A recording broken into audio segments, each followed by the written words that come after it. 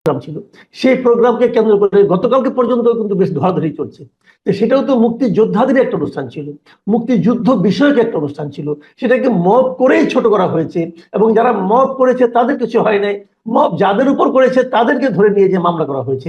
তাহলে সরকারের ওই পদক্ষেপ এবং সেনা সদরের এই বক্তব্য, এই দুটোকে আপনি কিভাবে মিলিয়ে দেখতে পাচ্ছেন?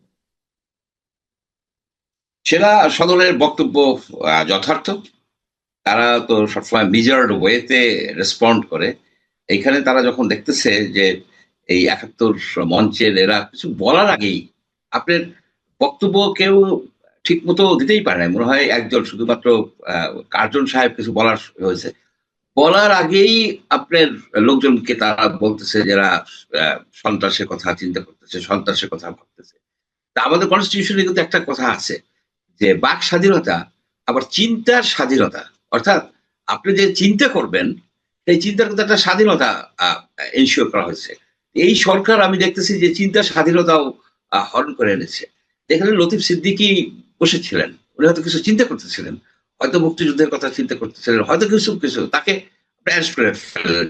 সেই সাথে আপনি মঞ্জুরুল ইসলাম পান্নাকে অ্যারেস্ট করলেন, সেই সময় আপনি প্রফেসর কার্জনকে আপনি অ্যারেস্ট করলেন। আজকে না কালকে অ্যারেস্ট করলেন আবু আলম শহীদ খান। সে সেখানে উপস্থিত ছিল কি ছিল না এটাও শিওর না, যে তাকে সন্ত্রাস বিরোধী আইনে গ্রেপ্তার করা হয়েছে।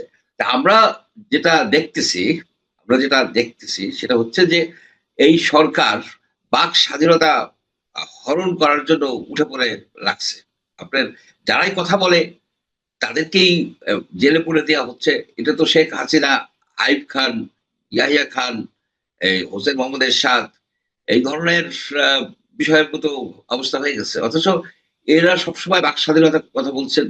আপনার আমার মনে আছে ডক্টর মোহাম্মদ ইউনূস যখন ক্ষমতা নিলেন তখন উনি অনেকটা গদগদ কণ্ঠে বললেন, আপনারা যত পারেন মন খুলে আমার সমালোচনা করেন।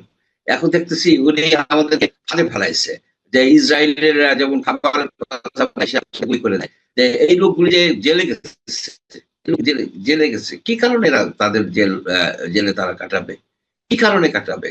জাস্ট একটা কথা বলার জন্য, একটা কথা বলার জন্য। উনি কাকে ভয় দেখায়? আমরা তো ভয় পাওয়ার লোক না। যাদেরকে উনি জেলে পাঠাচ্ছে তারা কিন্তু ভীত না, তারা ভীত না। তারা শেখ হাসিনার আমলের যে ক্রস ফায়ার, শেখ হাসিনার আমলের যে গুম হয়ে যাওয়া, সেইগুলিকে উপেক্ষা করে আমরা কিন্তু কথা বলেছি এবং আমরা জীবিত আছি। আমাদেরকে যদি অ্যারেস্ট করতে হয়, গ্রেপ্তার করতে হয় কিংবা মেরে ফেলতে হয়, গুম করতে হয়, সহজ হবে না, সহজ হবে না। যে বাক স্বাধীনতা এতগুলি লোকের জীবনের বিনিময়ে আমরা অর্জন করছি, তা এই বৃদ্ধ লোককে হরণ করতে দেয়া হবে না। কোনোভাবে তাকে বুঝাই দেওয়া দরকার যে আপনি কাকে ভয় দেখান? আপনার ডক্টর মঞ্জু চৌধুরীকে ভয় দেখান, মাসুদ কামালকে ভয় দেখান। এই ভয়তে আমরা ভীত না, আপনার ভীত হওয়া উচিত। আপনি সারা বিশ্বের কথা বলে কি করবেন? মঞ্জুরুল ইসলাম পান্নার হাতে হাত করা একজন সাংবাদিক, একজন অ্যানালিস্ট। আপনি তার কথা আপনার লাইক নাও করতে পারেন, লাইক করতে এমন কোনো কথা নাই, ডিসলাইকও করতে পারেন। তার জন্য তাকে জেলে থাকতে হবে কেন? এবং জেলের ভিতর থেকে যখন তাকে নেওয়া হয় মনে হয় যে সেই কলম্বিয়ান একজন টেরোরিস্ট গ্রুপের লিডার, একেবারে শীর্ষ সন্ত্রাসী, তাকে ঘেরাও করে। এটা কোথায় পাইছে এই লোক? এই লোক চিনতে পারে না। এই লোক তো সারা পৃথিবীতে ওই সুদের ব্যবসা করে ঘুরে বেড়াইছে, তো উনি বাঙালিদেরকে চিনে নাই, বাঙালিদের চিনে নাই। সেফ এক্সিটের কথা ভাবেন না, সেফ হাউসের কথা ভাবেন। যাই হোক, আপনি একটু আবেগপ্রবণ হয়ে গেছেন হয়তো। তারপরে এটা তো এই বাক স্বাধীনতার জন্য কতটাই হয়েছে। আমার বাসার সামনে ডিবি বসে থাকতো, আমাকে অনেক হেনস্থা করা হয়েছে। আমাকে কেন, আপনাকে, আমরা অনেক হেনস্থা হয়েছে, অনেক রিস্ক দিছি সে সময়। কিন্তু আজকে আজকে কথা বলার জন্য একজন একজন একজন করে উনি ঢুকে ফেলাবে জেলের মধ্যে এই সন্ত্রাসের কথা।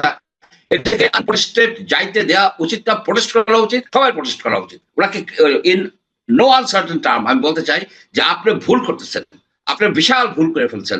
আজকে দেশ একটা মাচ্ছন্ন সিচুয়েশন হয়ে গেছে। কবর থেকে লাশ উঠে সেই লাশকে উপরে আপনার পিটাইয়া তারপর পোড়াই দেওয়া হয়েছে। এই কলঙ্ক কি কোনোদিন কাটবে? এই কলঙ্ক কোনোদিন কাটবে না। বাঙালিকে আপনার নৃশংসতার দিকে নিয়ে যাওয়া হয়েছে। মব জাস্টিস তো মব লিঞ্চিং, মব ভায়োলেন্স। এই মব ভায়োলেন্স কে আবার বলা হচ্ছে আরেকজন যে এটা প্রেশার করুন। এইসব কতগুলি উদ্ভট টাইপের লোককে উনি একত্রিত করে এই বাংলাদেশের এই সরকারের মধ্যে ঢুকে তাদের মানে ধারণাই নাই তাদের ধারণাই নাই যে মানুষ যখন হিংসার দিকে চলে যায় সেই হিংসা থেকে ফিরে কেমনে আনবেন আপনি। আপনি আনেন তো এখন আপনার দেশে আইন শৃঙ্খলা পরিস্থিতি এস্টাবলিশ করেন তো। জায়গায় জায়গায় যেভাবে হচ্ছে, চাঁদাবাজি হচ্ছে, খুন খারাপি হচ্ছে, প্রতিদিন 14 জন নাকি মানুষকে হত্যা করা হয়। কেন হত্যা করা হবে? কেন আইন শৃঙ্খলা পরিস্থিতির এরকম অবনতি হবে? জি, আমরা এখন একটু অন্য প্রসঙ্গে যাই। সেটা হলো, আমরা কিন্তু শুনেছিলাম এই সরকারের শত দুর্বলতার মধ্যেও আমরা একটা কথা শুনেছিলাম এবং বেশ ফলাও করে বলা হচ্ছিল, আমি নিজেও বলতাম, নিজেও এসে উপলব্ধি করতাম যে অন্ততপক্ষে অর্থনৈতিক খাতে আমাদের একটু স্ট্যাবিলিটি এসেছে। এবং সেটা বলা হতো এই কারণে যে বিপুল পরিমাণ অর্থ যে আগে পাচার হয়ে যেত, সম্পদ পাচার হয়ে যেত, সেটা বোধ করি থেমেছে। কিন্তু তারপরেও প্রশ্ন উঠছে যে আমরা কি আসলে অর্থনৈতিকভাবে সামনের দিকে এগিয়ে যাচ্ছি? গতকালকেও আমি দেখলাম একটা অনুষ্ঠানে আহ বাংলাদেশের একজন সাবেক একজন আপনার তত্ত্বাবধায়ক সরকারের একজন উপদেষ্টা মিস্টার হোসেন জিল্লুর রহমান, তিনি বলেছেন যে বাংলাদেশ এগিয়ে যাচ্ছে, এগিয়ে যাবে, এই বয়ান থেকে আসলে সরে আসতে হবে, কারণ এই বয়ানের আসলে বাস্তবতা এখন আর নেই, উনি বলছেন কথা। এটা নিশ্চয়ই আমার ধারণা আপনার চোখে পড়েছে। এই ব্যাপারে আপনার কোনো বক্তব্য আছে কিনা?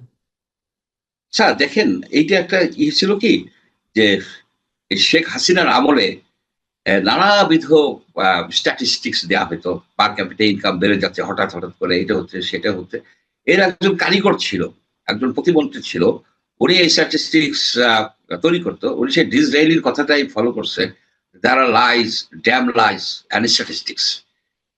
এখানে এই সরকার আসার পরে অ্যাকচুয়ালি আমাদের জিডিপি গ্রোথ গত বছর কি হয়েছে, আমাদের পার ক্যাপিটা ইনকাম কি, এই সম্বন্ধে একটা সুন্দর একটা মানে রিয়ালিস্টিক দেওয়া দরকার ছিল, একটা মানে একটা অ্যাসেসমেন্ট দেওয়া এদের উচিত ছিল। কারণ অনেক তথ্যই ছিল বিভ্রান্তিকর, অনেক তথ্য বিভ্রান্তিকর ছিল। তো সেই হিসেবে যদি বলা হয় যে গোদামের উপরে দাঁড়ায় আছে, পাটাতনটা স্ট্রং না, বাংলাদেশের ইকোনমির পাটাতনটা স্ট্রং না, এটাই হচ্ছে মূল কথা। এবং দেখেন যে এই যে হতদরিদ্র লোকজন, হতদরিদ্র লোকজন, যে দারিদ্রতা বাড়ছে, 30 লক্ষ লোক নতুন করে দরিদ্র হয়ে গেছে। যেখানে কথা ছিল যে 3-0 নিয়ে উনি ল্যান্ড করলেন, 3-0, সেখানে zero unemployment, zero poverty, zero emission. এখন ঘটনা দাঁড়ালো যে সবই তো শূন্য। আপনার জিরো আনএমপ্লয়মেন্টের দরকার নাই ভাই, যে আনএমপ্লয়মেন্টটা ছিল যতটুকু ছিল ততটুকু ফিরেই আনেন, যতটুকু ফিরে আনেন। আপনার লোক এই হয় কিভাবে, দরিদ্র হয় কিভাবে, সে বিষয়ে তো আপনি কোনো কথাই বলছেন না। আপনি তো কথা বলা দরকার, আপনি এক্সপ্লেইন করা দরকার।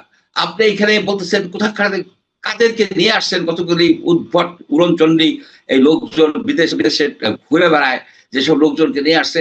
এখানে এক ভদ্রলোক বলে বেড়াচ্ছে যে মাতার বাড়ি আর কক্সেস বাজার, মহেশখালী সব মিলে একটা বিশাল হাব হবে, সেটা সিঙ্গাপুরকে ছাড়াই যাবে। এইসব কাল্পনিক কথা বলে তো কোনো লাভ নাই। এইসব কাল্পনিক কথা বলে, এইসব কাল্পনিক কথা শেখ হাসিনাও বলছে অনেক। এই যে আপনার যে ওই এই যে নতুন যে পোর্টটা করলো, যে পোর্টটা করলো আপনার কুয়াকাটায়, এটা একটা ফেলিওর না? এটা একটা ফেলিওর। এটা একটা টানেল করলো, এটা ফেলিওর না? খালি বললেই তো হবে না যে আপনার কতটা ইনভেস্টমেন্ট হয়েছে। আপনার যারা ইন্ডাস্ট্রিয়ালিস্ট, যারা অ্যাকচুয়ালি ইন্ডাস্ট্রি চালায়, যারা বিজনেস করে, তাদের বক্তব্য মাঝে মাঝে শুনি। তারা বলে যে কিসের ইনভেস্টমেন্ট হবে, আমরা যারা ইন্ডাস্ট্রি করছি আমরাই তো ফাইসে গেছি। আমাদের গ্যাস দিতে পারে না, আমাদেরকে বিদ্যুৎ দিতে পারে না, আমাদের জ্বালানির কোনো নিশ্চয়তা নাই।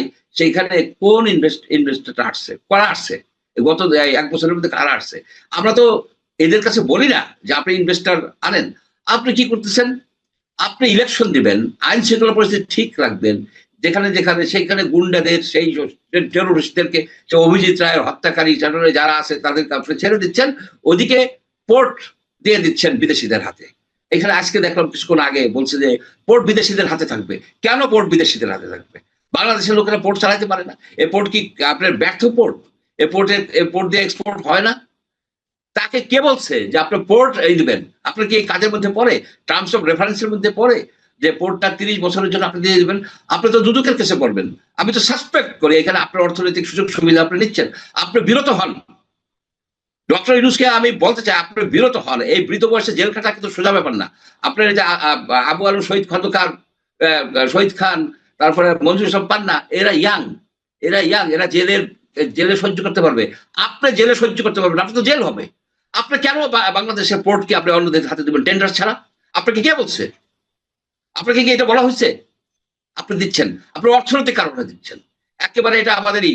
আপনি বলছিলেন যে ইমিডিয়েটলি আপনার অ্যাডভাইজাররা তাদের সম্পদের হিসাব দিছে। তার সম্পদের হিসাব দিছে? কেউ দিছে? আপনি পারাইছেন কাউকে দিয়ে বলাইতে যে এই আমার সম্পদের হিসাব? এই যে যেসব লোকজন দুর্বৃত্ত, আওয়ামী দুর্বৃত্তদেরকে কারা আশ্রয় দেয়? আপনার অ্যাডভাইজারদের লোকেরা আশ্রয় দেয়, প্রশ্রয় দেয়। তাদের ব্যবসা-বাণিজ্য দেখে, তাদের অফিসে যেয়ে বসে। আমাদের কাছে খবর আছে। আমরা এই দেশে থাকি। আপনি এই দেশে থাকতেন না। আপনি জানেন না। বাঙালিকে আপনি ভয় দেখাবেন না। বাঙালির সাথে আপনি ওই চালাকি করতে যাবেন না। চালাকি করতে যাবেন না। আপনাকে যে কাজের জন্য আনা হয়েছে না পারলে ছেড়ে দিয়ে আপনি চলে যান। Get lost. জি, অনেক ধন্যবাদ। আমরা আলোচনা আসলে আরো লম্বা করতে পারতাম, কিন্তু আর করছি না। কারণ আমার কাছে মনে হচ্ছে আপনি একটু আবেগপ্রবণই হয়ে গেছেন, যে কোনো কারণেই হোক। আসলে বাস্তবতা, এটা বাস্তবতা। বাক স্বাধীনতার জন্য আমরা এত কথা বলছি, এত রিস্ক দিছি। সেই বাক স্বাধীনতা উনি কিভাবে হরণ করে? কি কোন কিভাবে হরণ করে? উনি এক একটা লোককে ধরে ধরে এবং বলকে আমি জানি না। আপনি না জানেন তাহলে আপনি কেন গভর্নমেন্টের ব্যক্তি হন? জি, অনেক ধন্যবাদ, অনেক ধন্যবাদ জনাব মঞ্জুর আহমেদ চৌধুরী। আজকে আলোচনা এখানে শেষ করতে যাচ্ছি। প্রিয় দর্শক, আপনারা শুনলেন বিভিন্ন বিষয়ে জনাব ডক্টর মঞ্জুর আহমেদ চৌধুরীর বিশ্লেষণ। ডক্টর মঞ্জুর আহমেদ চৌধুরী এই সম্পর্কে একটু বলি। উনি কিন্তু মানে আবেগপ্রবণ হয়েছেন বলে আমি দু একবার বলেছি বটে, কিন্তু ওনার সব বক্তব্যই কিন্তু ওনার অভিজ্ঞতাজাত, এবং এই বক্তব্যগুলোর সারবেত্তা কতটুকু সেটা কিন্তু আপনি একজন দর্শক হিসাবে, এদেশের নাগরিক হিসেবে আপনারা উপলব্ধি করতে পারবেন। অনেকে হয়তো আমার ধারণা এমনও ভাববেন যে কথাটা আপনি ভাবছেন, যে কথাটা আপনি আপনার ঘরের মধ্যে আপনার বন্ধু বান্ধবের সঙ্গে আলোচনা করছেন, হয়তো সেই কথাগুলোই ডক্টর মঞ্জুর আহমেদ চৌধুরীর কণ্ঠ দিয়ে উচ্চারিত হলো।